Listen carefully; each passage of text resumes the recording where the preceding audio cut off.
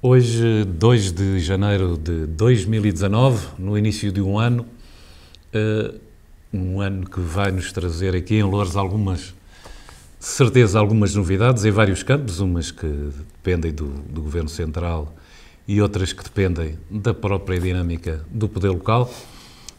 Estamos à conversa com Tiago Fonseca, que é o coordenador da bancada do PSD em Camarate, Unhos e Apelação, portanto a União de Freguesias, é psicólogo clínico e hoje estamos à conversa porque se passou algo que não é normal, e o normal aqui é entre aspas, obviamente, é uma questão relativa, mas houve acontecimentos na Assembleia de Freguesia desta União de Freguesias, Camarate, Unhos e Apelação, com uma posição do Presidente da Junta, que motivou, inclusive, um comunicado de imprensa do PSD deste núcleo de Camarate, Unhos e Apelação, e aproveitámos para solicitar declarações a Tiago Fonseca. Tiago Fonseca, como eu apresentei antes, é o responsável local do PSD de Loures, que tem tido, em relação a uma série de situações, posições muito concretas e muito assertivas, e em relação aqui a esta União de Freguesias, é o único partido, até agora, que tomou uma posição muito assertiva também, como eu disse, sobre os acontecimentos. E é por aí que vamos começar a nossa conversa, falando sobre o que se passou naquela Assembleia de Freguesia e que motivou o dito comunicado de imprensa que nós publicámos. Tiago Fonseca, bom dia. Muito bom dia. Então, comecemos por aí. Sim. Há acontecimentos que para o PSD do núcleo da União de Freguesias, de Camarate, Unhos e Apelação, são transcendentes, entre aspas, sim, mas que motivaram este comunicado de imprensa. Quer-nos dizer um pouco mais o que é que se passou e qual é, digamos, a vossa posição sobre os acontecimentos? Antes de mais, bom dia mais uma vez e obrigado por esta oportunidade também para podermos, de alguma forma, explicar aqui um pouco melhor também o que é que foi este comunicado e quais é que foram as situações que estamos aqui a falar. Portanto, nós tivemos a Assembleia de Freguesia ordinária no dia 17 de dezembro, neste caso do ano passado, 2018, em que os eleitos da Assembleia de Freguesia tiveram acesso à informação de que uma vogal do Executivo da Junta de Freguesia havia feito o seu pedido de renúncia. Portanto, o primeiro ponto, de forma normal, cumprindo a lei das autarquias locais, era a substituição, portanto, a eleição por parte da Assembleia de Freguesia de um novo membro para o Executivo. Foi feita a distribuição dos boletins de voto, foi feito todo o processo democrático e legal para esse efeito, e então foi perguntado pelo Presidente da Mesa ao Presidente da Junta, Presidente do Executivo, qual seria a sua proposta de substituição. Foi-nos dito pelo Presidente da Junta que não haveria qualquer tipo de proposta e foi também explicado por ele, em Assembleia de Freguesia, que não haveria qualquer intenção de haver, neste momento, uma substituição desse vogal do Executivo. O Presidente da Mesa, mais uma vez, isto antes de passar a palavra à Assembleia, obviamente, explicou que a lei, mais uma vez, a lei das autarquias locais, refere que é obrigatório, na primeira reunião ordinária seguinte, que seja feita a substituição da dita vogal. Em que o Presidente respondeu várias coisas que estão no nosso comunicado, como que, ou seja, entramos aqui depois num campo que já não era bem processual, mas era mais de alguma roupa suja, se assim quisermos. Fazendo aqui um ponto prévio a isto, foram lidas duas cartas escritas pela vogal do Executivo em renúncia, fazendo a sua demissão desse mandato, pedindo a cessação dos seus pelouros, onde ela descrevia que não havia condições para a sua ética profissional e pessoal, sendo ela auditora, inspetora de uma autoridade nacional. Disse que teve pressões para que fizesse a sua demissão, Ou seja, há aqui um conjunto de situações que são graves, não só para com o exercício da democracia plena, mas também para com aquilo que é a competência de uma junta de freguesia ou do seu executivo. Começámos então a fazer aqui algumas perguntas. O presidente da junta disse imediatamente que ela não teria razão. Foi apresentada uma carta nessa própria Assembleia de Freguesia por parte desta vogal do executivo, visto que ela não tem a palavra per si, portanto é que ser o presidente da junta a dar-lhe a palavra. Foi lida essa carta e foi novamente feito aqui um conjunto de tensões por parte dela e este executivo. O presidente da junta disse que nada do que ela estava a dizer era verdadeiro. E houve bancadas nesta Assembleia de Freguesia, nomeadamente a nossa, que fizeram perguntas, nomeadamente, são coisas graves que estavam ali a ser ditas, e nós estávamos a saber que veracidade é que isto tem ou não. E então, porque é que fizemos aqui a proposta ao Sr. Presidente, que era dê a palavra então à vogal, para que ela possa então fazer também a sua defesa e, neste caso, percebermos o que é que estava a acontecer. Pronto, e aqui começámos a entrar neste jogo, onde o Sr. Presidente diz coisas como... Presidente do Executivo, o Presidente da Junta. Ok. Porque há aqui dois presidentes, não é? Claro, o Presidente da Assembleia. Mesa, exatamente, há o Presidente da Assembleia, que neste caso cumpriu completamente a lei, sem nada a apontar, e houve aqui o Presidente da Junta, que às tantas até diz que, e cito, ela vai ter que gramar aqui até eu a querer substituir. Isto são coisas gravíssimas de se dizer. Não só pelo direito que a própria vogal tem de fazer a sua renúncia de mandato, mas também para com aquilo que são os eleitos. E quando nós desrespeitamos a Assembleia de Freguesia, estamos a desrespeitar a população que os elegeu.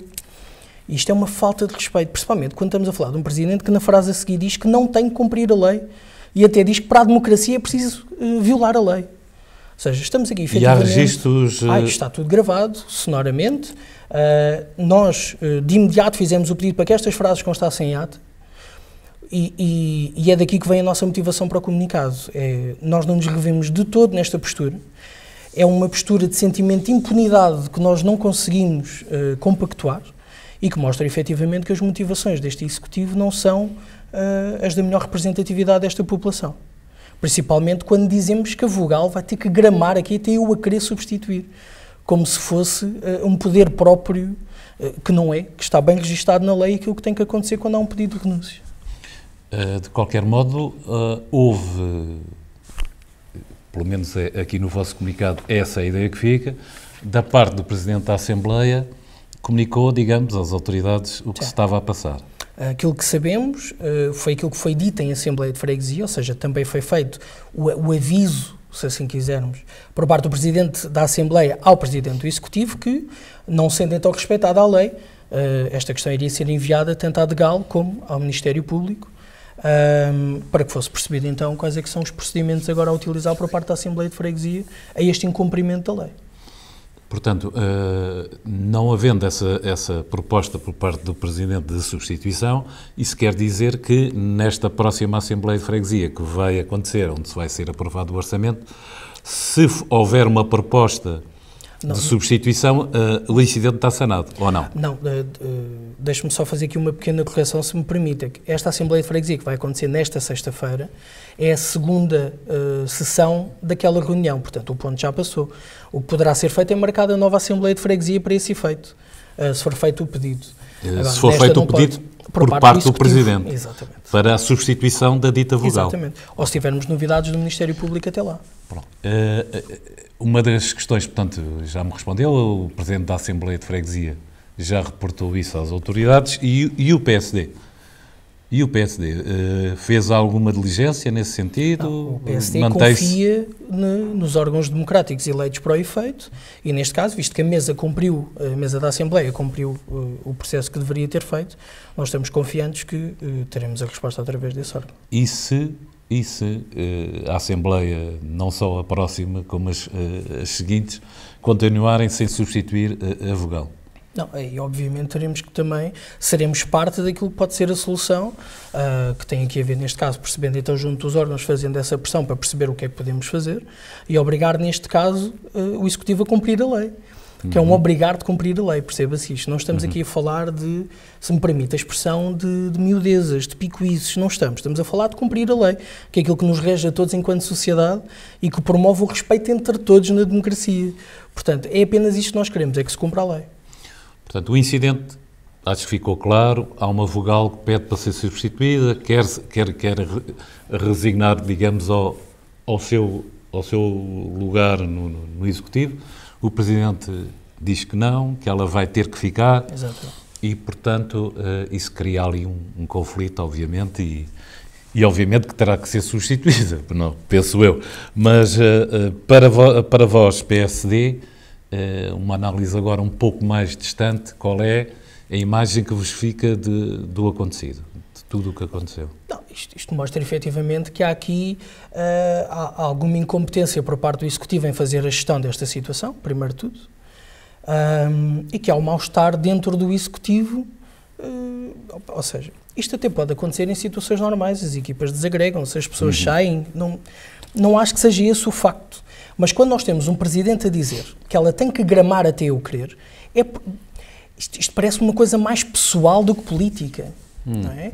É como se estivéssemos aqui a falar de um acontecimento onde aconteceu ali uma quesília qualquer, e não é esta a imagem que nós queremos de todo. Nós queremos que a União de Freguesias de Camarato e Desapelação seja um exemplo de democracia como outra freguesia qualquer que funcione como deve ser. Isto não pode ser tema. Esta é que é a questão, é que isto não pode ser um tema. A vogal faz a sua renúncia, tem que ser substituída. E não havia nada a dizer. Isto acontece em todos os executivos. E para mais, por aquilo que todos nós conhecemos, e para quem nos está a ver, obviamente que talvez passe um pouco ao lado, mas é um facto, há, digamos, uma assistência jurídica em Camarate por alguém que até é reconhecido de valor. Pessoa que, obviamente, saberá melhor que se calhar, pelo menos melhor que eu, de todos estes trâmites jurídicos. E isso na altura é que a mim pessoalmente me estranhou, porque havendo essa assessoria jurídica de qualidade, porque eu acho que isso, pronto, temos que dizer as coisas como elas são, não é uma questão de a pessoa ser do PS ou do PSD ou da CDU, mas há uma assessoria jurídica ao Executivo do PS em Camarate, causa-me estranheza que estes factos aconteçam, mas o que é que o facto é que aconteceram. E portanto, vamos esperar que as coisas evoluam no sentido da legalidade, claro, que é isso que todos pretendem, e que os representantes e representados devem prosseguir esse desidrato, como se costuma dizer. Tiago Fonseca, tem havido uma série de acontecimentos, uma série de episódios na escola de Camarate, a escola Mário Sá Carneiro. É um tema que tem, digamos, agitado as águas tanto na Assembleia Municipal como na reunião de Câmara e na Assembleia de Freguesia. O PSD tem uma posição sobre isto, a nível mais geral. A sua, não sei, mas gostava de saber como é que o PSD e o Tiago Fonseca veem, relativamente a esta situação, a este conjunto de episódios de violência, que soluções propõem para se resolver este continuado de acontecimentos violentos dentro de uma escola que devemos a todo evitar. Sim.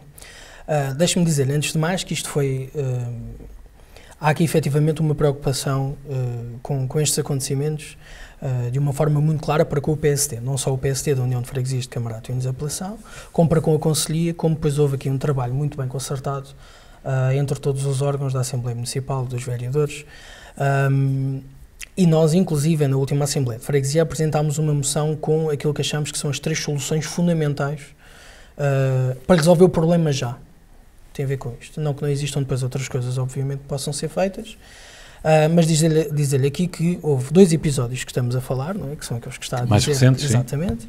Há aqui um de outubro e outro de novembro do ano passado, que têm a ver com pessoas, alunos muito bem identificados, que sabemos de quem estamos a falar, que foram os que participaram em ambas as situações, exatamente, em que estes episódios tiveram a escala que tiveram, porque estes alunos ligaram aos seus encarregados de educação, aos seus pais, que vieram à escola e que até provocaram a invasão da mesma, e temos aqui relatos, uns uns confirmados, outros não, isto não existe bem, porque se há aqui relatos são confirmados, não só as autoridades como as instituições que depois falámos. Nós marcámos desde logo a reunião com a direção da escola e com a Associação de Pais.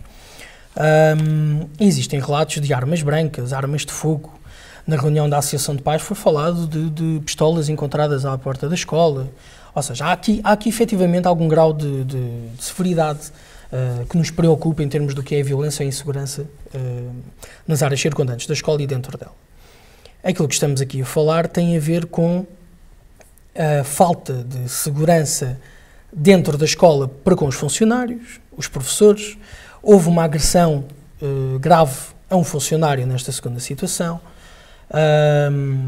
E isto alastra a toda a comunidade que tem a ver com a escola. São as crianças que não querem ir à escola, por receio, são os pais que têm receio de deixar os filhos na escola, que têm segurança quando vão para o seu trabalho,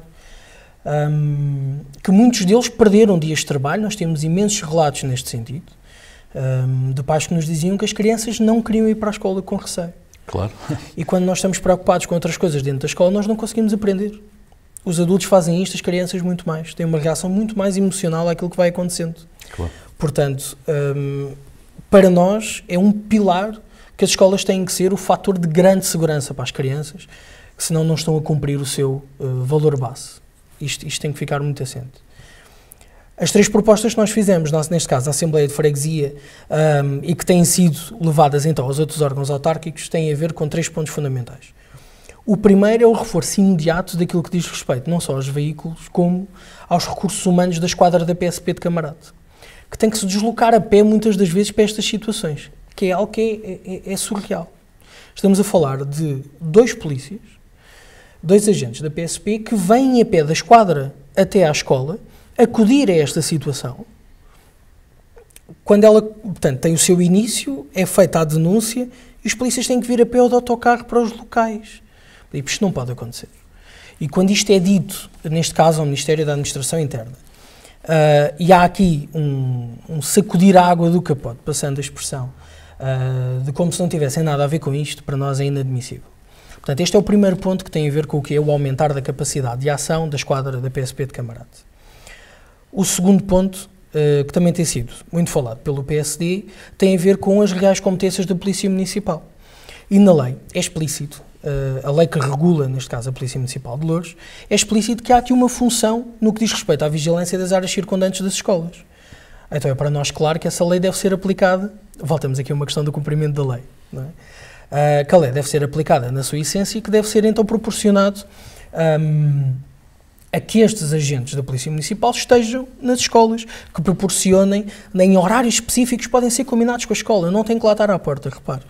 Têm é que fazer um processo de rotina de segurança, de vigilância e que ajudem a resolver estas questões de insegurança e de violência junto da escola. Às vezes só a presença já é dissuadora. Completamente. E agradeço-lhe aquilo que está a dizer, porque batemos aqui na nossa terceira proposta, que foi algo que vimos nas reuniões que fizemos com a direção da escola e com a Associação de Pais, instituições que nos receberam muito bem e que são pessoas, deixe-me dizer-lhe, muito motivadas para a resolução daquilo que estamos aqui a falar e dos problemas de violência e de insegurança nas escolas, entre outros, mas este foi o tema que mais falámos nesta reunião com cada um que conseguimos ter.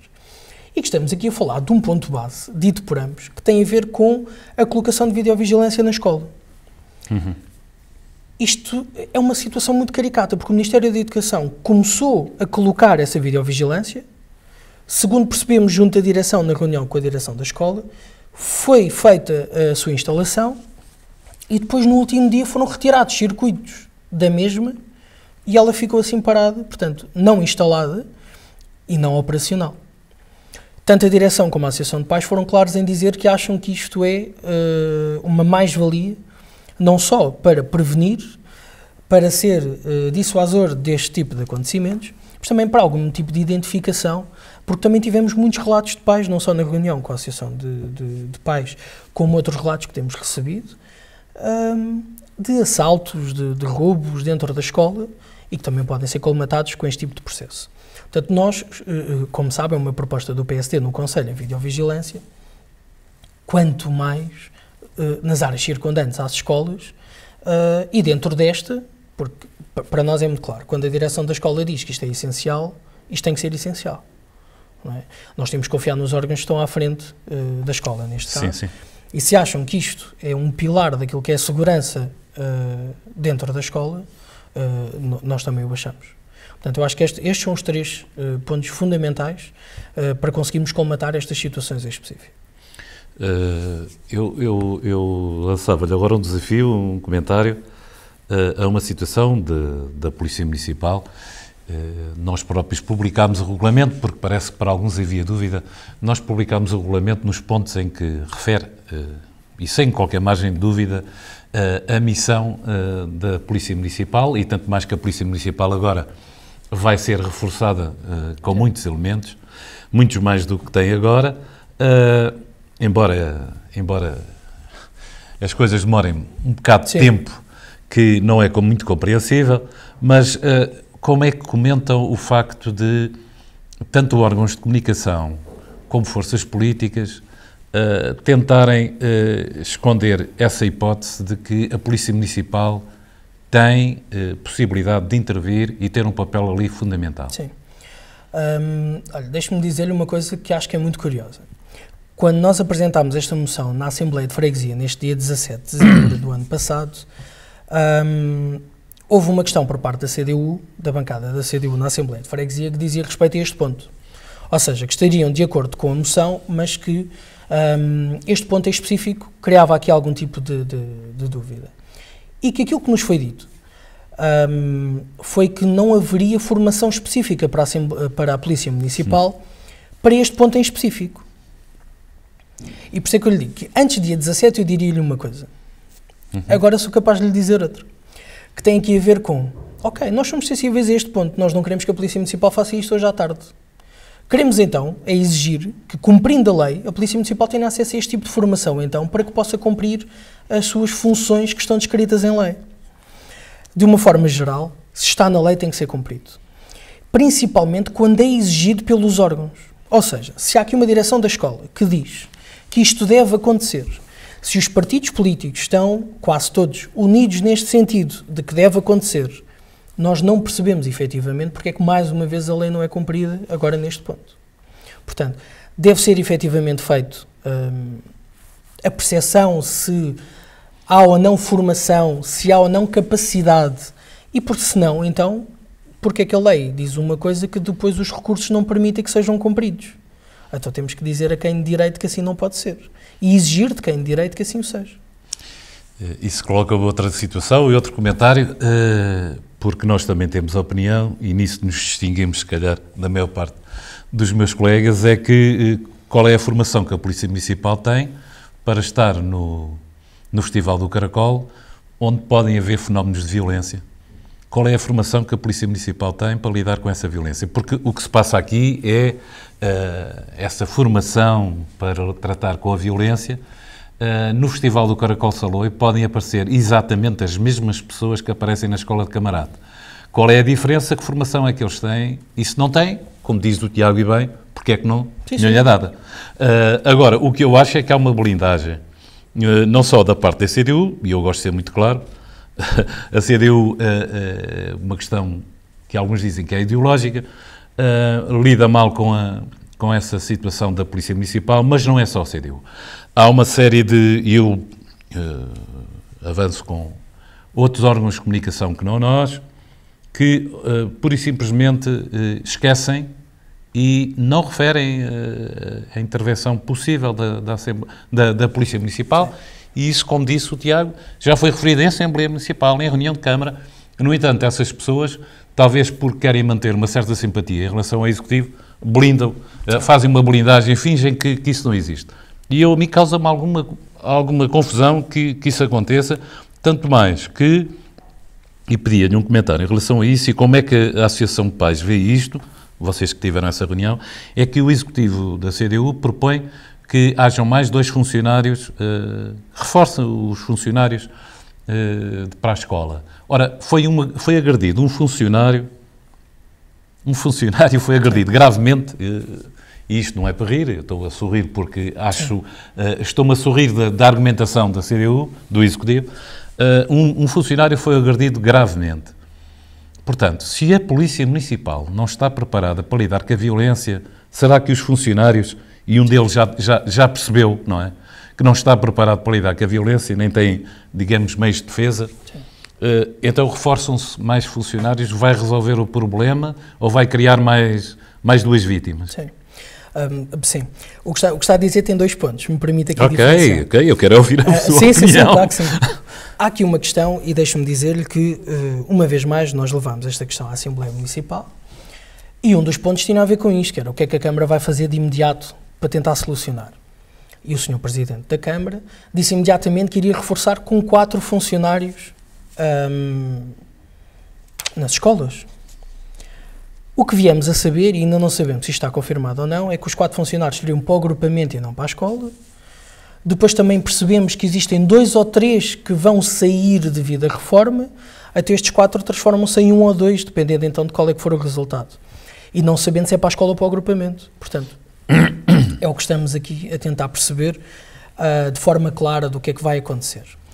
Digo-lhe que, sendo muito claro neste ponto, também a direção disse-nos que naquele dia houve 1 ou 2 funcionários que não estiveram na escola porque faltaram, ou por doença, ou por baixa, portanto, estavam de baixa? Não estavam, não exatamente. Não estavam presentes. Não estavam. Então, quando é necessário, como é uma escola com vários pavilhões, os funcionários são atribuídos aos pavilhões.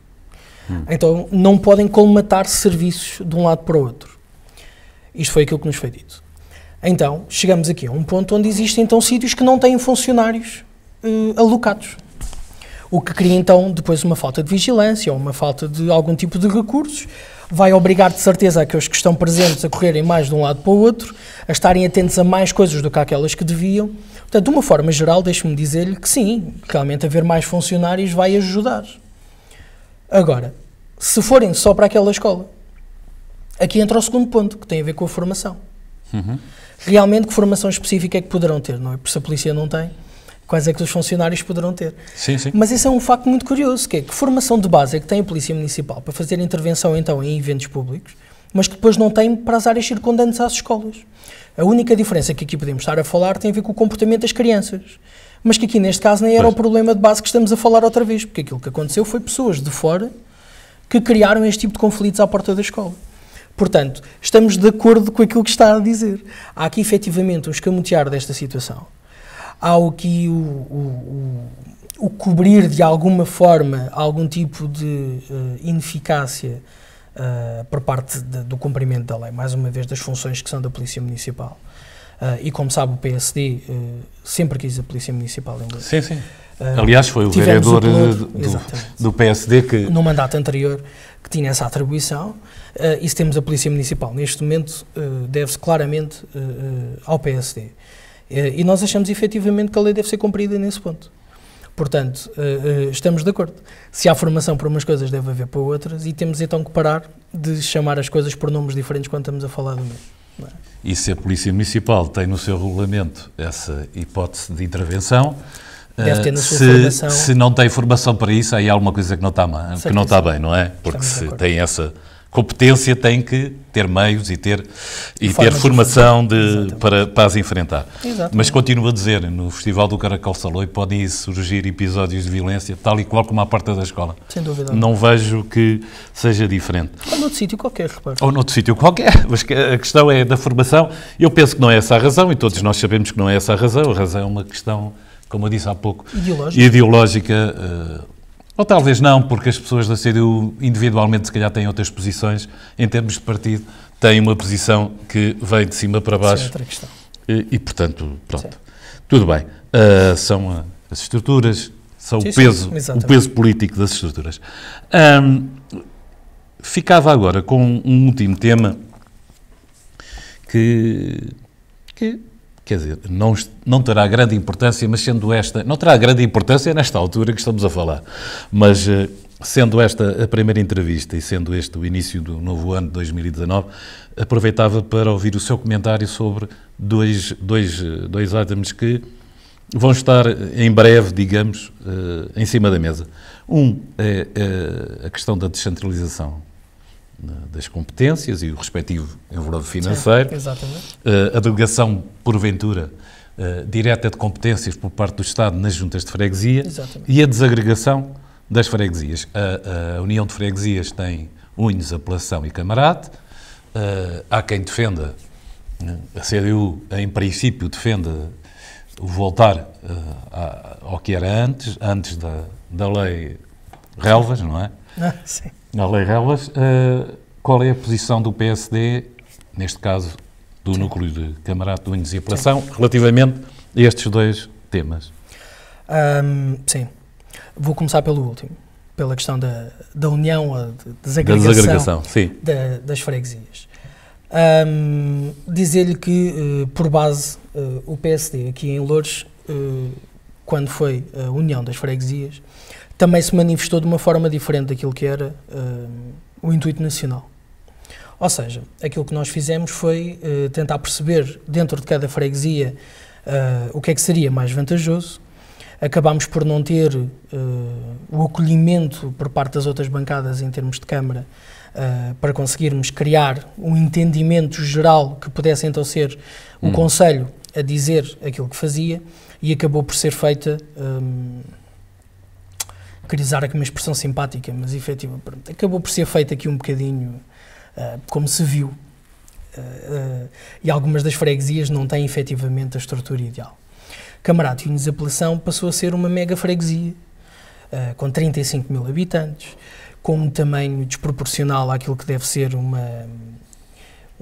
uma proximidade que se quer com a população, e criou aqui um conjunto de novas situações que, no nosso entendimento, não estão a ser nem aproveitados, nem cumpridos por parte do Executivo.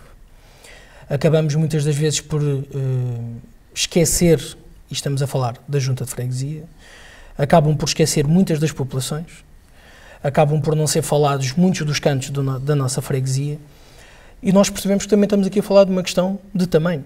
É muito difícil, efetivamente, fazer a gestão de uma freguesia deste tamanho. Portanto, o nosso entendimento aqui é muito claro.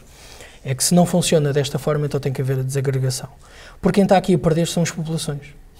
E com isto é que nós não conseguimos concordar. Ou seja, se existindo 3 freguesias separadas, Camarate, Unhos e Apelação, existe maior proximidade, existe um melhor trabalho junto às populações, então a nossa opinião é que elas sejam desagregadas.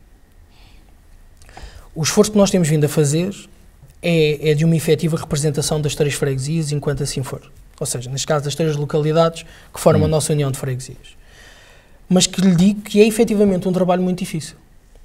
É uma freguesia muito grande, com muitos bairros, com muitas divisões, e que as próprias freguesias, as próprias localidades, não têm, muitas das vezes, pontos de relação entre elas. Portanto, não há uma continuidade? Não há uma continuidade, se assim quiser. Não há, efetivamente. E nós vemos que alguns dos problemas são iguais, outros são diferentes. Portanto, aqui a nossa proposta, efetivamente, ou a nossa posição, é no sentido da desagregação, para que haja um melhor trabalho junto às populações. Portanto, de 3 da união, de que são 3, passarmos a 3 juntas de freguesia? Sem dúvida alguma. 3 juntas de freguesia. Que proporcione que os eleitos de cada junta de freguesia consigam estar mais perto da sua população para melhor os servir. Sem dúvida. Eu acho que isso é um problema comum a muitas outras uniões de freguesias, não só em Loures, mas eu falo por Odivelas, que tem a mesma questão, e até por essa falta de continuidade e realidades diferentes, culturais e até umas urbanas misturadas com outras que... De organização, claro. Não têm nada a ver com isso. Em relação à descentralização e às competências diretas, penso que não sei. Isso ainda não é bem claro, não é? Voltamos ao mesmo, ou seja, exato. O Governo vai aprovando um pacote de cada vez, não só o pacote financeiro, como o pacote das medidas, portanto, ainda não lhe sei dizer muito bem. Uma posição clara de, claro que sim, venha tudo. Até porque isto do venha tudo, eu não sei se as juntas têm capacidade depois para fazer toda a gestão que agora o Governo parece que não quer. Portanto, não sei bem se isto é desta forma. À última Assembleia Municipal, o PSD fez uma questão que era de que forma é que a Câmara está a fazer a fiscalização junto das juntas, da sua própria descentralização de competências. Sim, porque a Câmara, neste momento, a Câmara de Louros já faz bastante delegação de competências. E nós estamos de acordo com as mesmas, repare, esse não é um ponto. O ponto é de que forma é que as juntas são fiscalizadas, e aqui havemos ter certamente a oportunidade de falar sobre isto, porque lá está, nós estamos aqui a representar o PSD de Camarato Unidos de Apelação, e isto é uma coisa que nos preocupa, é de que forma é que é feita a fiscalização das competências que a Câmara atribuiu. Sim, claro. A resposta que foi feita é que existem relatórios de atividades e depois o relatório financeiro. Nós não sabemos bem se isto chega ou não, porque, mais uma vez, nós andamos na rua, temos relatos da população, as pessoas vão à Assembleia de Freguesia e nós vemos que existe um conjunto de coisas da delegação de competências que não está a ser cumprido. Portanto, a descentralização em si nós somos a favor. Se os executivos forem competentes na sua ação, a descentralização até é uma mais-valia na proximidade com as populações. Portanto, nós achamos que sim. Se existirem encargos financeiros para esse efeito e se existir um bom funcionamento por parte das juntas de freguesia para fazerem o seu trabalho. Muitas delas estão a fazê-lo. A de Camarato e Unidos de Apelação veremos a seu tempo. De qualquer forma, o Governo Central tem falado na deslocação até de pessoas que desempenham determinadas funções, que agora são centrais. Quando passarem para os municípios ou para as juntas, essas pessoas serão deslocadas também. Portanto, são meios que ficam à disposição das juntas e das câmaras para executar os trabalhos. Mas deixe-me só acrescentar aqui um ponto, é que nós podemos ter todos os meios, mas se não os soubermos aplicar ou não os aplicarmos de forma correta, eles podem não ser assim tão importantes. O que se coloca neste momento, não sei qual é a vossa opinião, mas o que se coloca neste momento é que o Presidente de Junta, neste momento, vai passar a ter, e até o Presidente de Câmara, determinados poderes e determinadas funções que se calhar não está preparado. Será mesmo assim ou não? Não sei dizer.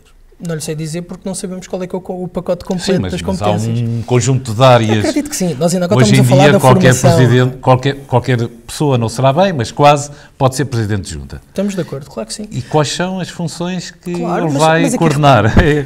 As juntas têm acesso, como disse, a funcionários, a técnicos especializados, que podem fazer, devem fazer o auxílio dessas funções. Perguntava-me há pouco como é que acontece o incumprimento da lei, neste primeiro ponto que estávamos a falar, se tem uma base jurídica tão boa de acesso.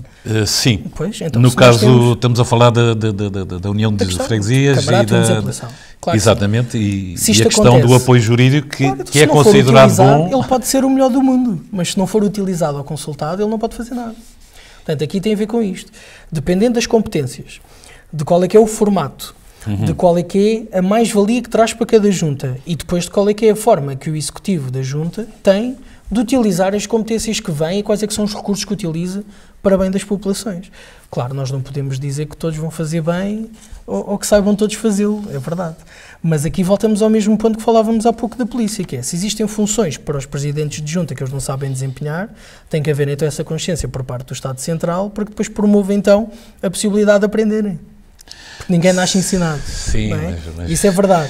Agora, tem que existir aqui, se existem competências então que os presidentes não saberão lidar ou não saberão realizar, tem que ter aprender formação. a fazê-lo, claro.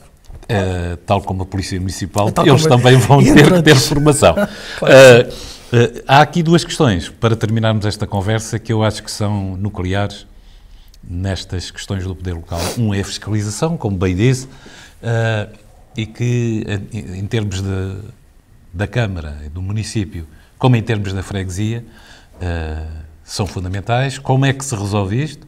E outra que é a transparência, ou seja, há uma queixa generalizada sobre a falta de transparência na comunicação do que se vai fazendo nas juntas. Eu sei que há juntas, e estou-me a lembrar, por exemplo, de Moscavide, que faz muita... faz muita promoção daquilo, dos trabalhos que realiza, mas eu falava em termos desta fiscalização versus transparência, em termos de passar para fora coisas tão simples como quando é que vai ser a Assembleia de Freguesia. Sim. Há freguesias, Assembleias de Freguesia, que não publicitam e, portanto, não promovem a participação dos cidadãos nessas Assembleias de Freguesia. E depois, há uma série de mecanismos que não funcionam, que não são obrigatórios por lei, mas que poderiam ser promovidos de forma a que os cidadãos e até os parceiros da oposição e não só pudessem ter acesso a informação. Como é que se resolve isso? Olha, como é que se resolve? Eu acho que há aqui um ponto que tem a ver com a desacreditação que muitas das vezes vai existindo. Aquilo que se ouve falar, que as pessoas não estão próximas da política, também tem aqui a ver um pouco, se quiser, com a falta de envolvimento que os órgãos políticos fazem da população. Uma das propostas que nós tivemos, que era uma das nossas bandeiras para Camarate, é a aplicação do orçamento participativo. O orçamento participativo promove efetivamente, como o próprio diz, a participação da população em algumas coisas que gostaria de ver na freguesia, ou de ver realizadas, ver acontecer, aquilo que entenderem como sabe, e que podiam ser feitas. É uma questão de proximidade, mais uma vez, é perguntar à população o que é que acha que falta, o que é que acha que deve ser feito. O que é que gostaria que existisse de novo vamos ter na nossa novamente população? Uma oposição, digamos, ideológica Não, da até parte... lhe digo.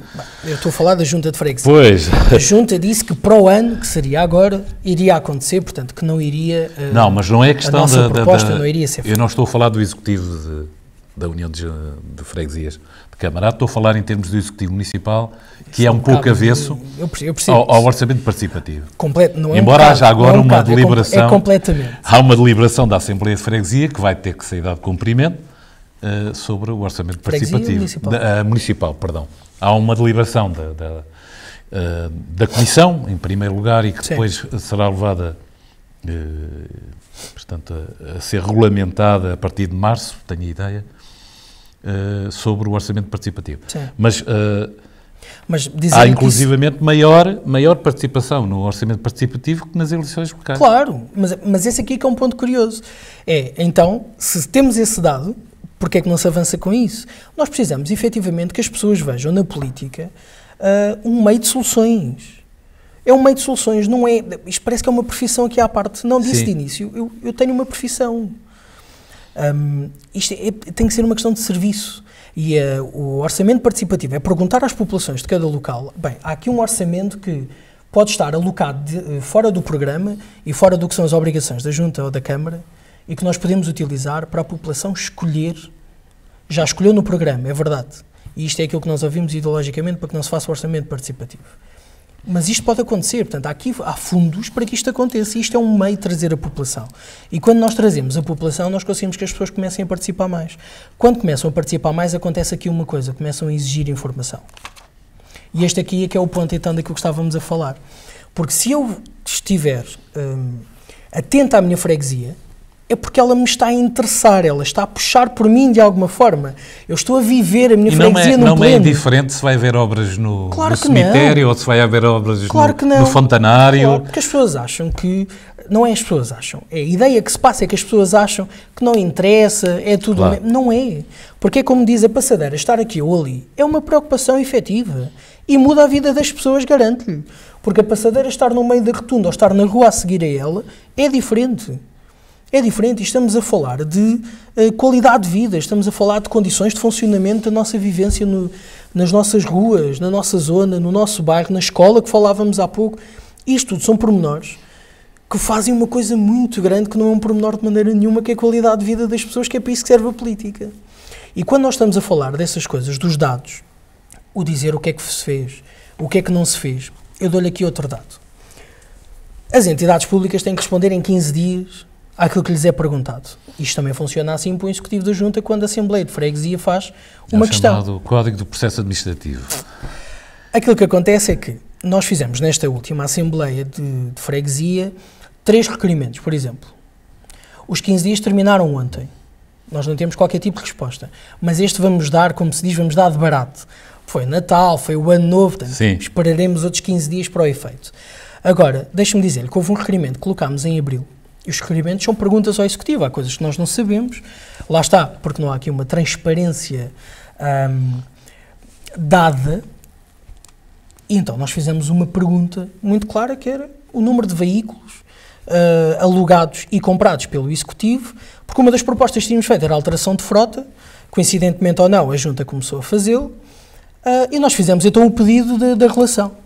Ora, isto foi em abril, durante o mês passado tivemos a resposta, em dezembro. Portanto, 6 meses depois, 6 não, peço desculpa, 8 meses depois tivemos a resposta, quando eram 15 dias, o máximo tempo para a resposta, a dizer que não nos iam responder.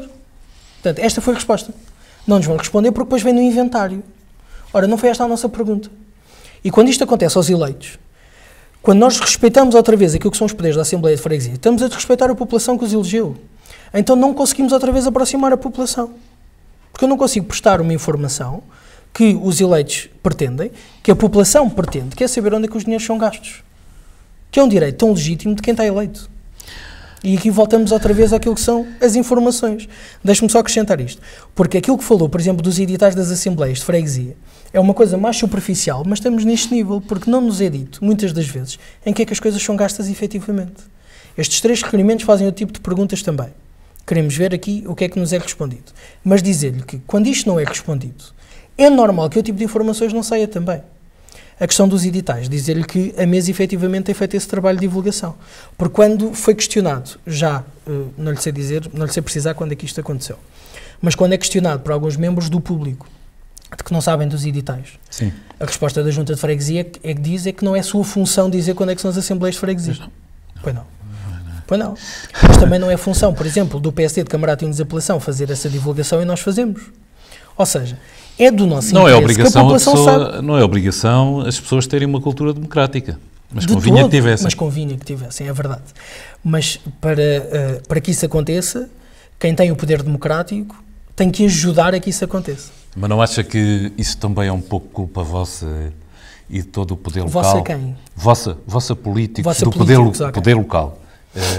Porque é que uma medida simples os senhores não exigem da parte de quem está na Assembleia da República que o CPA implique a perca de mandato e garante-lhe que resolve o problema de imediato? Ou seja, se os executivos, seja da Câmara Municipal, seja da Junta, não cumprirem a resposta dentro do prazo que se estipula o CPA, perdem o mandato. Eu garanto que a democracia dá um salto qualitativo. Não tenho qualquer tipo de dúvida. 500%. Não tenho qualquer tipo de dúvida. Deixe-me dizer-lhe que... Pois, mas agora temos que ser consequentes, o Tiago. Não, temos e vamos. Não, garanto-lhe. Repare, isto é sempre uma coisa, é muito curioso que há aqui um tema base que vem em política sempre que é, mas os anteriores ou o ano passado não, eu só falo por mim, não é? A minha equipa só fala por ela. Nós efetivamente temos cumprido isto e temos sido coerentes com aquilo que temos dito. Há efetivamente um conjunto de incumprimentos que nós vamos sempre trazendo à baila, passando a expressão, vamos sempre apontando e vamos enviando para quem de direito, garanto-lhe. Aquilo que aqui acontece é que a lei em si não tem qualquer tipo de sanção para quando os 15 dias não são cumpridos. E, portanto, claro, faça-se, ok, certíssimo. Se não houver não somos consequências... nós da freguesia que mudamos a lei. Mas são vocês... Podemos propô-la. São vocês que têm contacto com os Estamos vossos deputados na Assembleia da República. Por isso é que, e isto é uma questão que é transversal, não é só de um partido. Todos os partidos têm esta questão. Nós temos sido coerentes nesse ponto. Enquanto não houver consequências para a perda de mandato, estamos completamente os presidentes de Câmara, os farão presidentes sempre aquilo que quiserem. Farão sempre aquilo que quiserem, sem qualquer problema. Agora, se perderem o mandato, garanto que se calhar nem 2 dias demora a resposta. Mas deixe-me só acrescentar aqui um ponto para que não fique aqui no ar que isto é uma coisa geral, porque não é. Diga. A mim custa muito quando nós dizemos que os políticos são todos iguais. Deixa-me dizer. Não é essa a questão. Eu digo porque que... há presidentes de junta que o fazem. Que fazem? Nós e ainda bem, sim. O PSD tem muito bons exemplos disso. Sim. Agora, deixe-me dizer-lhe que nós temos é que exigir de quem não o faz que cumpra, mais uma vez, a lei, que isto é que é a democracia. Mas nós, para fazermos cumprir a lei, temos que ter sanções. Pois e se a perda de mandato for uma sanção... Estamos de acordo. Temos o problema resolvido. E a democracia, aí sim, a democracia fica mais transparente e, se calhar, a cultura democrática sobe automaticamente. Estamos de acordo. Eu há pouco, só para terminarmos a conversa, quando dizia que o orçamento participativo, um dos argumentos contrários é que as pessoas, quando votam, escolhem um programa.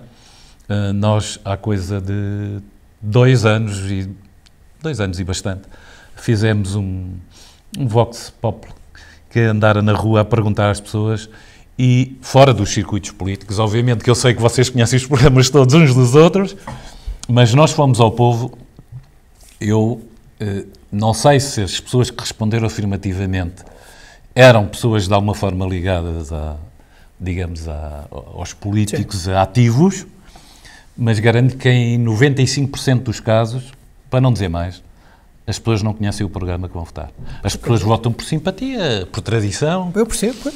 E, portanto, esse argumento que as pessoas conhecem o programa da programa... cultura democrática que falávamos. E é um problema da divulgação do programa e as pessoas terem a noção de que vão votar, mas em que programa? Sim.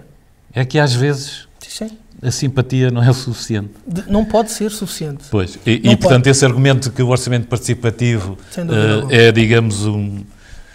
digamos, uma repetição daquilo que foi o programa escolhido, as pessoas não, quando votam. Estamos de acordo. A realidade é essa e podemos também tomar, se calhar, algumas medidas nesse sentido, mas continua a passar pela vossa iniciativa junto dos deputados da Assembleia da República. Claro que sim. E se calhar resolvemos isto. Exatamente. Ficam muitas perguntas que eu tinha aqui para o Tiago, mas penso que vamos voltar a falar. Esperemos que sim. Se calhar até depois do orçamento que vai ser aprovado pela sua União de Freguesias, sua atividade, sua coordenação, sim, pela bancada do PSD. E se calhar ficávamos por aqui, se o Tiago concordar. Falámos bastante e estendemos bastante para além daquilo que eu até tinha pensado inicialmente, mas há aqui questões como a escola de camarada, como dizia alguém, só isto dava um livro, não é? E portanto, sim, mais uma vez, a lei não está a ser cumprida e a Polícia Municipal, para quem nos ouve, nós já escrevemos isso, colocámos os artigos, há pessoas que não cumprem nem fazem cumprir a lei. E isto, em termos de cultura democrática, é o que temos. Sim. Tiago Fonseca, muito obrigado. Por uma próxima voltamos a falar. Obrigado pelo convite e pela oportunidade. E vamos, se calhar, depois ter a oportunidade de chegar a outros temas que agora já ficaria demasiado extenso. Obrigado, bom dia. Muito obrigado, bom dia.